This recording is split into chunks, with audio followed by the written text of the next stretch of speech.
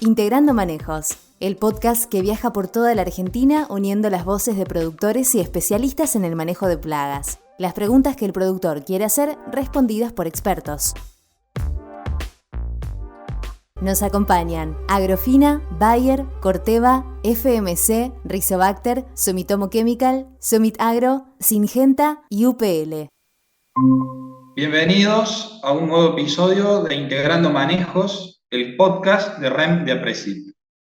Mi nombre es Esteban Jauregui, yo soy miembro, fundador de la Chacra Bandera de Apresit, soy ingeniero agrónomo y asesor en la zona también. En esta oportunidad invitamos a Darío Oleschuk. Darío es ingeniero agrónomo y está a cargo del desarrollo del mercado para el NEA en Bayer, para interactuar en este caso sobre la problemática de la chicharrita del maíz, el Dalbulus maidis, y qué impacto tiene lo mismo en la producción de maíz. Bueno, nosotros como Chacra, que datamos del año 2013 como grupo formado, siempre tuvimos esta problemática. En algunas campañas un poco más emergente que otras, y siempre fue algo que nos preocupó de sobremanera porque no supimos por ahí cómo manejarlo o cómo anticiparnos al manejo. Si bien es una problemática que depende mucho del año climático, vemos que hay años que están más presentes y menos presentes, nos preocupa de sobremanera cómo pega en el rendimiento y en la producción de los híbridos, sobre todo. Teniendo en cuenta que es una zona con interacción en la parte de producción ganadera también, creemos que va por ahí el tema del manejo de la chicharrita. Pero bueno, para esto tenemos a un especialista que la verdad que lo tiene bastante claro el tema y es quien nos va a dar los mejores datos posibles. Bienvenido, Darío. Hola Esteban, muchas gracias por la invitación, muchas gracias por la presentación, un placer estar contigo en este episodio. Bueno, si te parece, Darío, arrancamos ya con unas pequeñas preguntas como para ir dándole curso al podcast. En una situación, hablando brevemente, ¿qué nos podrías describir de la plaga, de lo que vamos a hablar, y qué implicancias tiene para vos en la producción del maíz? La enfermedad tiene dos grandes patas, los patógenos que le causan la disminución de rendimiento al cultivo de maíz y el vector, quien es capaz de transmitirle esos patógenos al cultivo. En términos generales, por el vector, es decir, por la alimentación del vector, no se han registrado para las presiones que hemos visto en el norte de Argentina estos últimos años, grandes disminuciones de rendimiento por efecto de alimentación del patógeno, del vector, pero sí por las enfermedades que transmite o por los patógenos que transmite, que son 4. Entonces, el efecto en el rendimiento del maíz puede ser muy, muy alto en su disminución. Hemos registrado en condiciones de campo en la campaña 19-20 hasta 70-80% de disminución del rendimiento por efecto de estos patógenos. Solo hemos visto efectos del vector en su afán de alimentarse, algunas cuestiones relacionadas con disminución de la capacidad fotosintética por un exudado azucarado que hace el vector cuando se alimenta, y eso genera el desarrollo de algunos hongos como fumagina, y eso dificulta un poco la actividad fotosintética de la planta. Pero eso en situaciones muy, muy extremas, como les dije al principio, en condiciones de presión que hemos registrado en los últimos años en la Argentina, por influencia del vector, no hemos tenido grandes disminuciones de rendimiento, sino por las enfermedades que transmite. Bárbaro, Darío. Y respecto a esto que hiciste ahí una introducción, ¿cuáles son los patógenos que puede transmitir la chicharrita? ¿Cómo son los síntomas y daños productivos en general de todo esto? ¿Cómo se lo podría identificar o qué tendrías para comentarnos respecto a eso? Bien, inicialmente eran 3 los patógenos, 2 bacterias sin pared celular que pertenecen al grupo de los molicutes y un virus. Hace una campaña y media, apareció un virus nuevo, si bien se lo encontró en una sola localidad en la Argentina, en la zona de Santa Fe, en Helvecia, en maíces dulces. Vale destacar que también es capaz de transmitir un cuarto patógeno, que es un virus. Entonces, resumiendo, tenemos 2 bacterias sin pared celular, 2 molicutes y 2 virus. El patógeno más importante o el que más prevalencia tiene, o cuando mandamos a analizar los últimos 10 años muestras a los laboratorios, el que aparece con mayor frecuencia y en mayor proporción es una de esas bacterias sin pared celular, que es Espiroplasma kunkeli. La segunda bacteria, y también en orden de importancia el segundo patógeno, es otra bacteria sin pared celular, que es el fitoplasma. Y después, como les dije, dos virus, uno del rayado fino del maíz y el mosaico estriado del maíz, que el único que viene creciendo últimamente, pero no lo hemos encontrado en grandes proporciones, es el del rayado fino. El último virus que les nombré es un virus poco frecuente y se descubrió hace una campaña y media, pero vale aclarar que son 4 los patógenos, 2 virus y 2 bacterias sin pared celular o 2 molicutes. Pensando en el principal, para describirlo, en el principal patógeno que puede transmitir cada uno de ellos por separado o los 4 juntos. El principal, como les dije, es Spiroplasma kunkeli.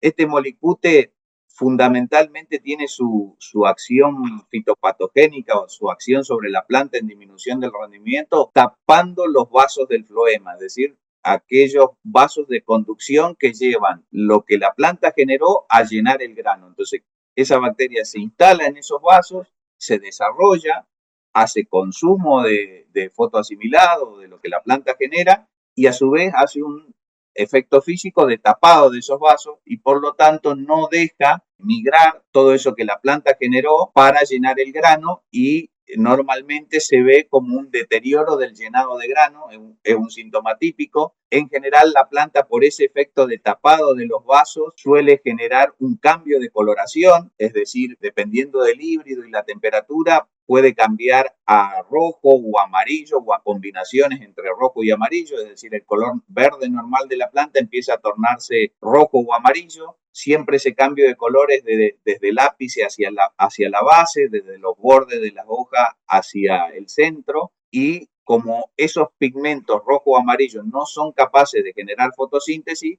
cuando la planta cambió de color, termina muriéndose prematuramente, es decir, se muere antes de tiempo que una planta normal. Eso sería describiendo el principal patógeno o el más común que vamos a ver. Si uno buscaría esta enfermedad en los buscadores normales, va a ver que ve plantas muy achaparradas, algunas clorosis en la base de la hoja.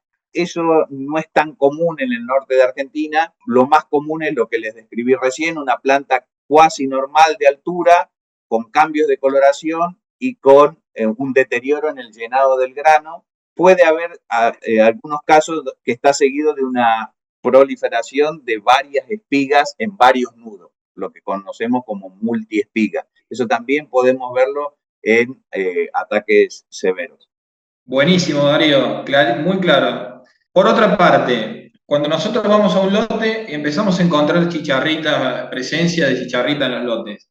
¿Hay alguna forma o métodos para saber si el Dalbulus es portadora del o los patógenos? ¿Qué importancia tiene esto a nivel del manejo del productor? ¿Qué opinión tenés respecto a esto? Es posible determinar si el vector, en este caso Dalbulus maidi, es portador de uno o de los 4 patógenos o de alguno de ellos que es capaz de transmitir. Hay métodos colorimétricos, hay métodos más específicos como la reacción en cadena de la polimerasa, o sea, el método de PCR. Cualquiera de esos métodos puede determinar si el vector tiene o no alguno de los patógenos que es capaz de transmitir. Desde el punto de manejo es importante, pero para mí es más importante determinar o buscar un método de determinación de cómo evoluciona la población. En general, hay un caso muy parecido a nivel país de otra enfermedad transmitida por cicadélidos, por un pariente de Dalbulus maidi, que es el mal de Río Cuarto, que afecta a la región más templada de Argentina. Y la manera eficiente de pelear contra esta enfermedad es seguir la evolución y saber con anticipación, dependiendo cómo evoluciona la población del vector, si voy a tener problema o no en el cultivo de maíz.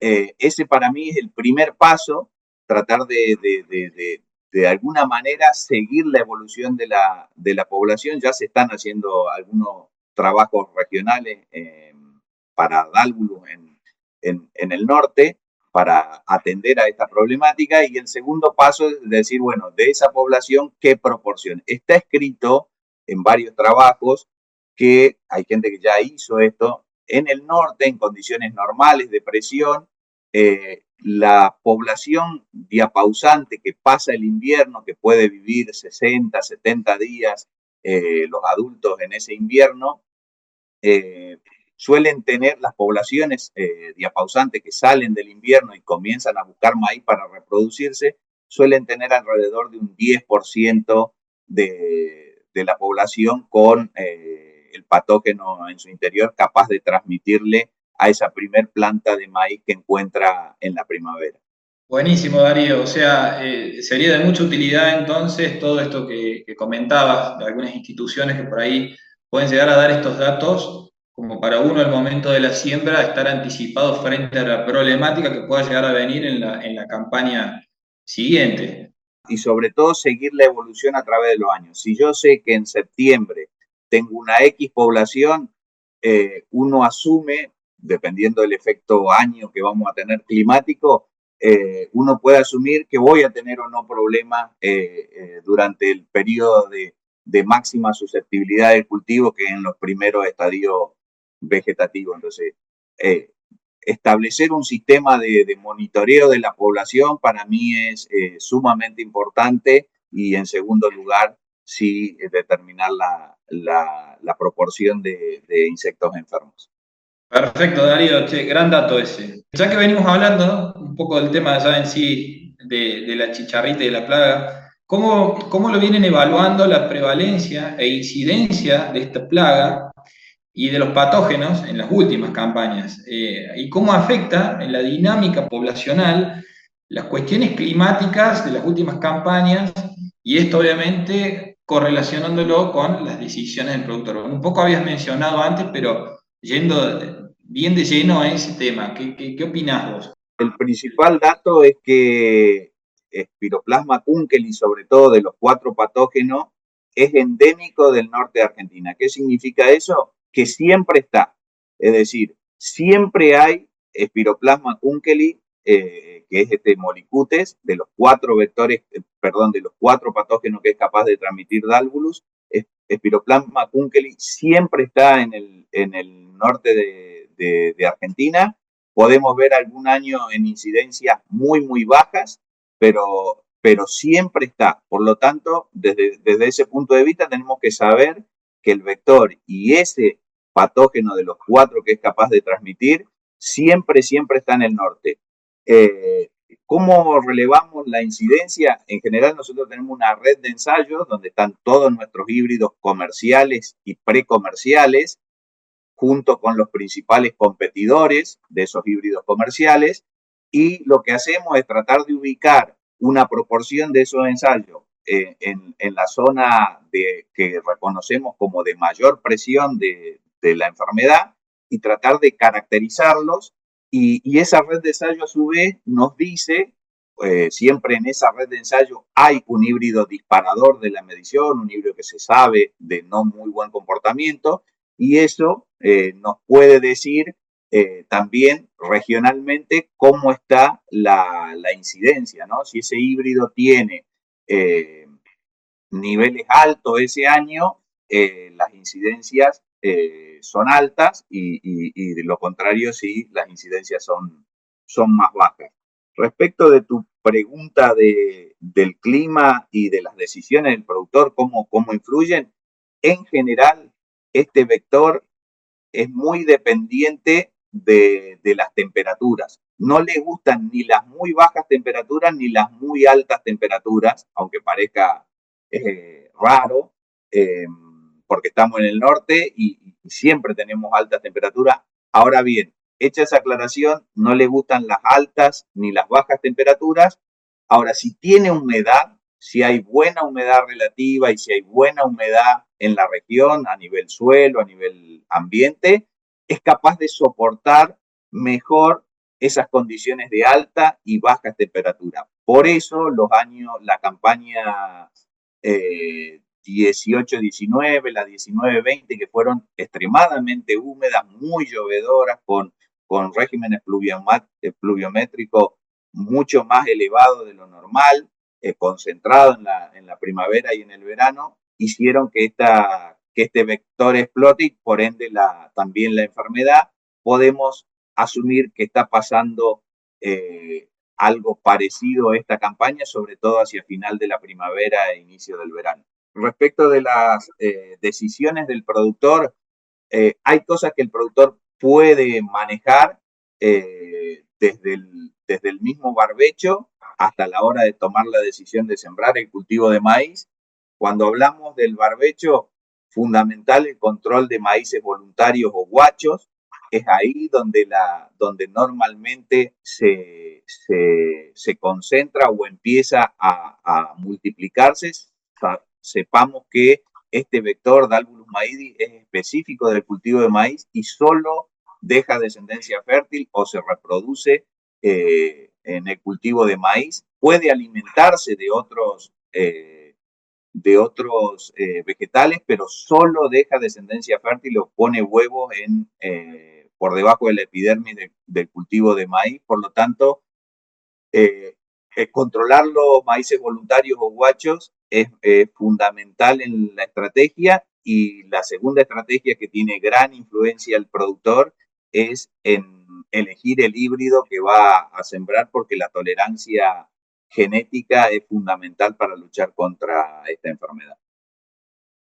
Ahí, respecto a esto que comentas, nosotros particularmente en nuestra zona, acá en Bandera, sudeste santiagueño, hay años justamente de muy buenas precipitaciones, ascenso de napas, y nos permiten hacer, por ejemplo, cultivos tempranos. Por ejemplo, en los inicios de la primavera, estar sembrando algunos maíces con muy buen potencial de rendimiento cuando están dadas estas condiciones. Entonces, respecto a lo que vos comentás, son campañas en las que tendríamos que poner muy atento el ojo a esta situación o a esta problemática, ya que le estamos haciendo, de cierta manera, al adelantar fechas de siembra en ciertos lotes, en la parte de la zona. Considero que después, el grueso de la siembra de maíz, que siempre se da tardío en nuestra zona, diciembre-enero, tendríamos una gran problemática. O sea, habría que estar muy atento en esos años de intensificación, hablando mal y pronto.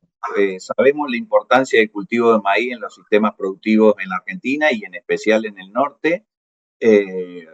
No le vamos a pedir al productor que no siembre maíz, pero sí que tenga estos cuidados, ¿no?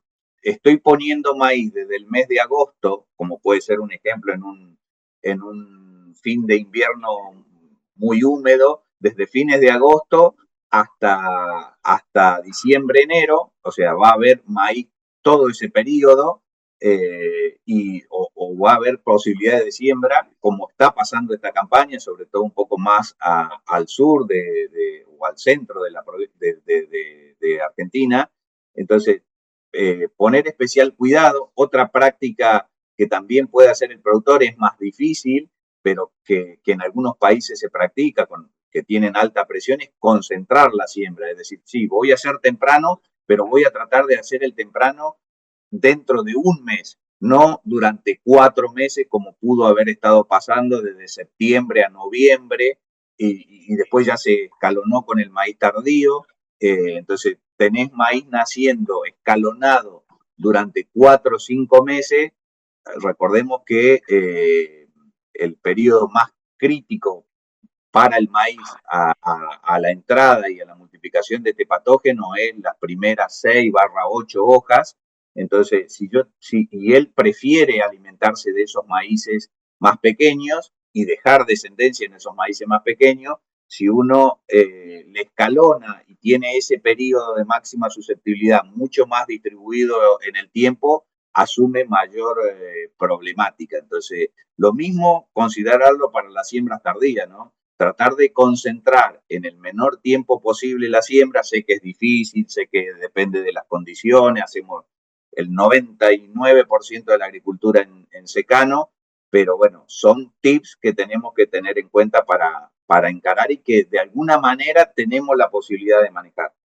Espectacular, Darío. Y una consulta que siempre surge de productores, de técnicos de la zona, por ejemplo, estos años que estamos hablando que por ahí tenemos bien provistos de precipitaciones y que se pueden empezar a entrar en intensificaciones de producción. Cuando nosotros hacemos muchos cultivos de invierno, llámese trigo, llámese cebada o llámese cultivos de servicios, esos también pueden llegar a ser un puente para la plaga, para que después también nos afecte de sobremanera al cultivo de maíz sembrado tardío. Y por otra parte, dada una cierta situación, tengo un campo mixto en donde tengo, no sé, una parte ganadera con mucha provisión de pasturas. Esas pasturas por ahí estuvieron verdes durante el invierno también. Me puedo llegar a encontrar con situaciones específicas, ya más allá de si el año es una tendencia climática buena o mala, puedo llegar a tener en esas ciertas situaciones mayor o menor cantidad de plaga. ¿Considerás que es así? Son preguntas que nos hacemos siempre asesores y productores de la zona, e inclusive desde la chacra. El vector Dalvulus maidis se resguarda durante el invierno porque entra en diapausa, puede vivir 70 días en esa condición, es decir, las últimas poblaciones abandonan los cultivos de maíz porque ya no tienen verde más o menos en el mes de mayo, entran en esa diapausa, bajan su ritmo tanto de alimentación como de actividad y se van a esconder en gramíneas verdes. Eso es su preferencia.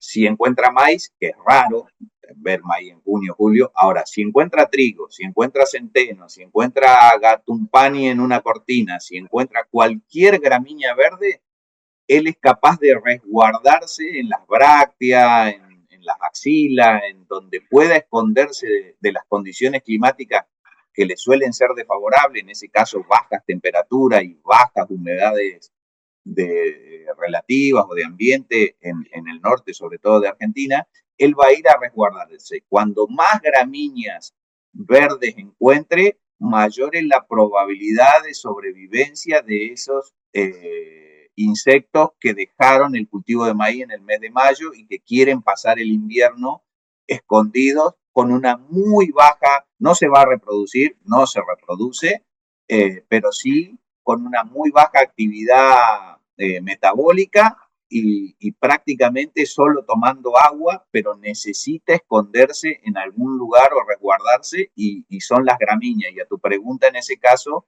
sí influye porque al haber más gramíneas verdes, pongamos que es un invierno muy crudo, las gramíneas de verano se mueren con ese invierno crudo, ahora un trigo, un centeno, una cebada, una avena, no, entonces en una condición normal, en ausencia de esos cultivos, la población diapausante del invierno se bajaría, ahora si yo tengo esos cultivos que le permiten resguardarse, le van a mejorar la sobrevivencia para que en la primavera siguiente lleguen mayor número en esas poblaciones. Clarísimo, Darío, clarísimo.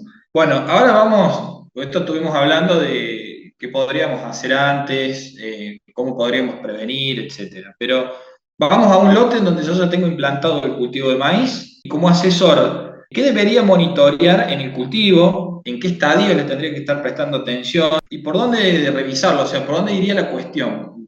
¿Qué tenés para comentarnos respecto a esto como para ordenar los conceptos de monitoreo una vez ya implantado el cultivo?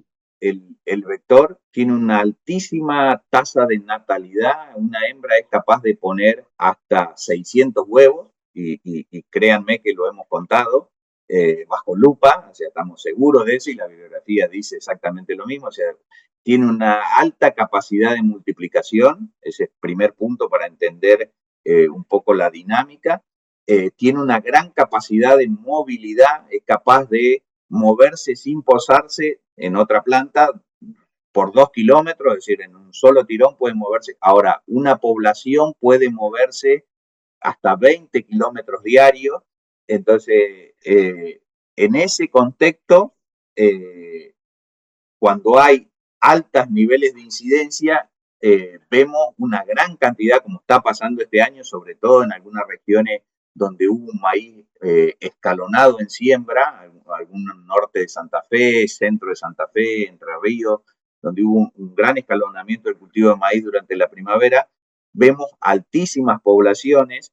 En general se habla que entre 1 y 2 dálvulus por cogollo, que él se va a instalar en un lugar que sea más húmedo o más tranquilo. Entonces, 1 o 2 cogollos, en general, estos umbrales de los que hablo son umbrales que sacamos de literatura que no es argentina, porque no hay trabajo al respecto en la Argentina, pero sí en Brasil, sí en Paraguay, y entonces con 1 o 2 dálvulus por cogollo de maíz ya estaríamos en un umbral, así que eso es para tener en cuenta. Una manera de monitorear es como un monitoreo normal en zigzag o cruzando el lote.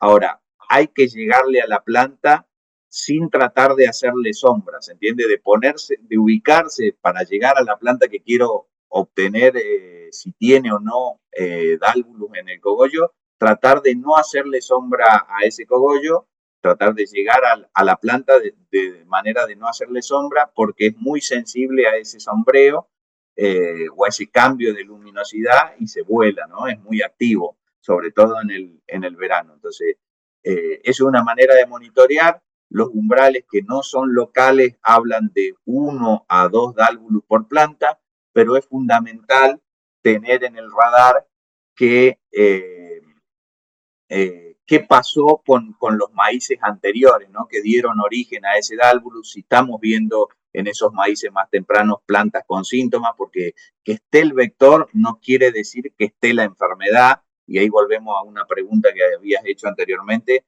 Hay que saber si esas dálvulus tienen o no los patógenos en su interior. Una manera es haciendo análisis, otra manera es viendo si los maíces que ya están en reproductivo y están en condición de verse los síntomas, tienen síntomas. Si esos maíces anteriores tienen síntomas, quiere decir que esta población es muy probable que tenga los patógenos en su interior. Y respecto al periodo de máxima susceptibilidad o donde deberíamos ponerle foco, va desde que emerge hasta la sexta, octava hoja. Eso desde el punto de vista de la transmisión del patógeno y de que los patógenos puedan, siendo esa inoculación temprana, producirle daños severos al cultivo de maíz. También hay algunos registros, y algo hablamos al principio, de que por efecto del mismo vector podamos tener alguna cuestión en reproductivo cuando alcanzan grandes poblaciones de disminución de la actividad fotosintética por el desarrollo de algunos hongos como fumagina.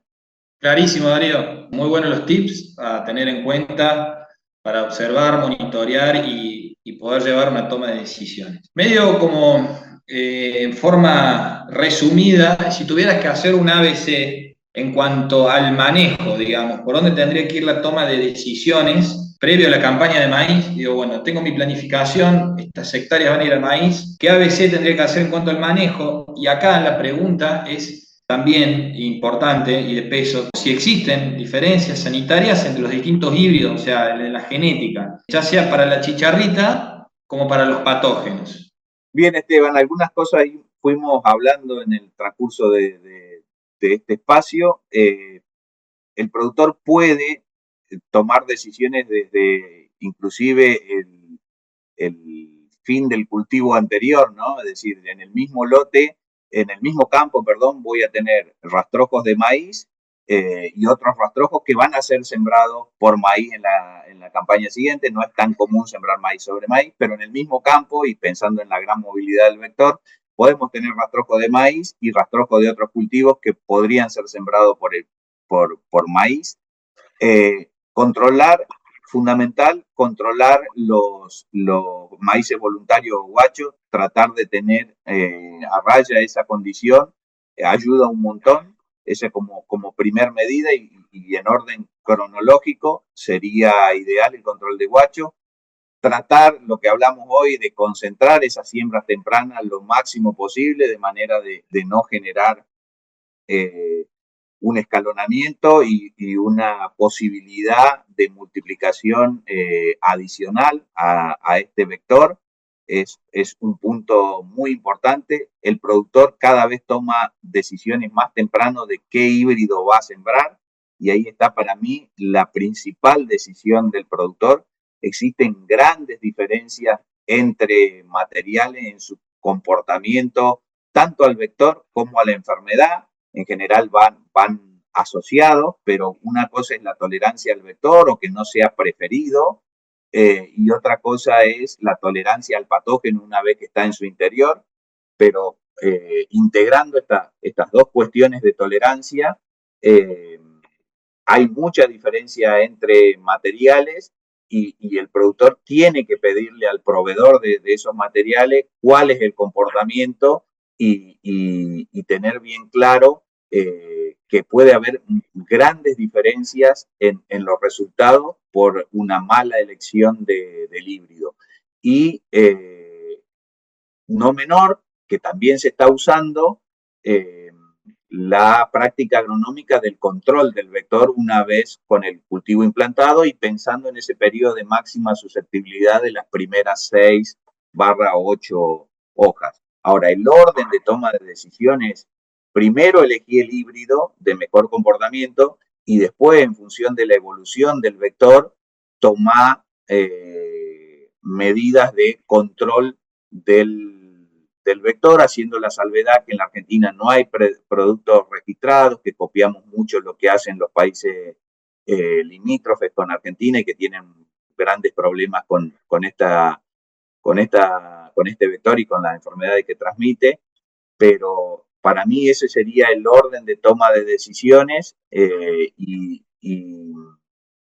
sería lo que tenemos que tener en cuenta. Hemos visto, o dicho de otra manera, no sembraría un híbrido de baja tolerancia o susceptible y trataría de solucionarlo con aplicaciones de insecticida. No es ese el orden de los factores, sino al revés. Primero el híbrido de mejor comportamiento y después, si es necesario, le sumo la práctica agronómica del control del vector. Buenísimo, Darío. Y supongamos que consigo la genética que se comporta bien frente a esta enfermedad. ¿Considerás que hay prácticas agronómicas y de manejo con las cuales nosotros también podemos potenciar o ayudar de cierta manera a ese híbrido, sea una correcta fertilización, que esté bien nutrido ese cultivo? También si incide o no, por ejemplo, la calidad de siembra. Y cuando digo calidad de siembra son los parámetros, no sé, de bioestándar, o sea, bien distribuidos. Hemos visto en situaciones, a la práctica, ¿no?, en donde maíces mal distribuidos, por ejemplo, golpes dobles, vos veías, y ahí esas dos plantitas juntas, compitiendo por los recursos, estresadas, todo, como que veíamos que ahí, el día de mañana, vos las dejabas marcadas y podías llegar a encontrar síntomas más adelante. ¿Lo ves de esta manera? ¿Considerás que también es un aporte para que la enfermedad te pegue menos, o sea, la plaga pegue menos? Coincido, Esteban, todo lo que mejore la uniformidad y el crecimiento lo más estable posible del cultivo, mejora, o sea, si uno pasa exactamente lo mismo que lo que hablábamos de la siembra escalonada, ¿no? Pero dentro de un mismo cultivo. Si yo tengo desuniformidad espacial o temporal dentro del mismo cultivo de maíz, eso de alguna manera genera una competencia que genera diferentes estados del cultivo de maíz y diferentes periodos críticos para el vector, escalonados dentro del mismo lote. Desde el punto de vista de la nutrición también, está sabido que cultivos más nutridos tienen mayor capacidad de pelear a los patógenos cuando están en el interior de la planta que cultivos menos nutridos, y eso tiene también relación con la desuniformidad, sobre todo espacial, que vos nombrabas. Normalmente un doble golpe, el recurso por planta es mucho menor que una planta bien distribuida, entonces eso hace menor nutrición y lo pone en condición de desventaja para pelear la enfermedad respecto de una planta bien nutrida o que tiene el volumen de suelo que tendría que tener para explorar y nutrirse. Completamente de acuerdo que esas prácticas son fundamentales. Buenísimo, Darío.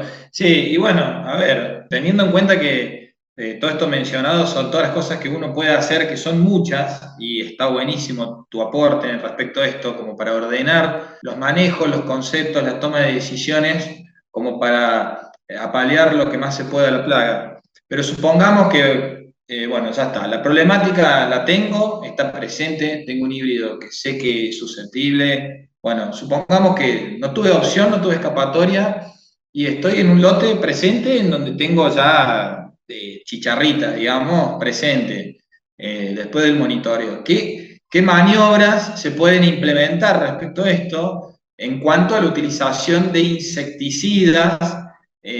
Por tu experiencia, entendemos que no hay registros en la Argentina de productos para esta plaga, pero en cuanto a tu experiencia, ¿consideras que funcionan? Si podrías quizás algunas moléculas mencionarlas, ¿qué opinión tenés respecto a esto? ¿Cuántas veces habría que ingresar? Bueno, te escucho a ver por tu experiencia, que es tan grande, qué tenés para decirnos. Pensando en la dinámica y en cómo hace su crecimiento en ese periodo de máxima susceptibilidad del cultivo de maíz, su crecimiento y en especial su desarrollo, el maíz en el norte hace una hoja cada 2 días, en una siembra tardía, cada 2 días y medio o 3 días. Si pensamos que el vector se va a instalar en el cogollo, ahí donde se están desenvolviendo, donde se generan y luego se desenvuelven y se desplegan las hojas, y que los insecticidas que podemos usar o que estamos usando y que no tienen registro en la Argentina, pero sí que tienen registro en otros países, no tienen una movilidad superior o acrópeta, digamos, o sea, no se mueven hacia arriba. Todas las hojas nuevas, es decir, cada 2 días y medio o 3, estarían sin protección de ese insecticida. Pongámosle que controlamos en una aplicación, a los 3 días el Dálvulus que venga a ese lote y se instale en el cogollo se va a encontrar con una hoja no protegida. Pensando en eso, que es lo que hace Brasil en altas presiones, hace una aplicación, hace 8 aplicaciones, es decir, hace una aplicación cada 3 días, una por hoja, en ese periodo de máxima susceptibilidad de 6 u 8 hojas. Eso, practicarlo en la Argentina es prácticamente una locura, pero bueno, eso dice la teoría desde el punto de vista del desarrollo del cultivo de maíz y de cómo se mueve el vector y cómo se mueven los posibles controladores, en este caso insecticidas. Sí, volviendo al inicio de tu pregunta, hemos visto en la Argentina en presiones altas que un híbrido de baja tolerancia o susceptible, o que se lo conoce como susceptible, en altas presiones, aplicaciones de insecticidas de hasta 4 aplicaciones en ese periodo crítico, no han mejorado su performance en rendimiento respecto de un híbrido tolerante. Les pongo un ejemplo. Hemos comparado un híbrido de buena tolerancia con uno de muy baja tolerancia, con 4 aplicaciones en Formosa, en un ambiente de alta presión. El híbrido de buena tolerancia con una incidencia acorde a esa presión dio 6.500 kilos, y el híbrido de baja tolerancia en la misma condición de 4 aplicaciones dio 2.000 kilos. Entonces, tal vez nos falta el dato del híbrido poco tolerante con y sin la aplicación. Ahora, sí, ese ejemplo que les cuento toma o nos pone en relevancia cuán importante es la elección del híbrido respecto de la aplicación de insecticidas. Y respecto de las moléculas, lo más usado en otras regiones y que están usando algunos productores en la Argentina es la mezcla de piretroides con neonicotinoides. En general está siendo lo más usado, a tener en cuenta sí que no las dosis, ¿no? En general se creía que era un insecto fácil de controlar desde el punto de vista de dosis y no es tan así. Hemos hecho alguna prueba en la compañía y es bastante difícil y hay que subir inclusive la dosis porque estas mezclas normalmente se usan en insectos con aparato bucal chupador suctor, como pueden ser una chinche, inclusive en dosis más elevadas que las dosis más altas de chinche son necesarias para controlar este vector, a no dormirse también con esa cuestión, ¿no?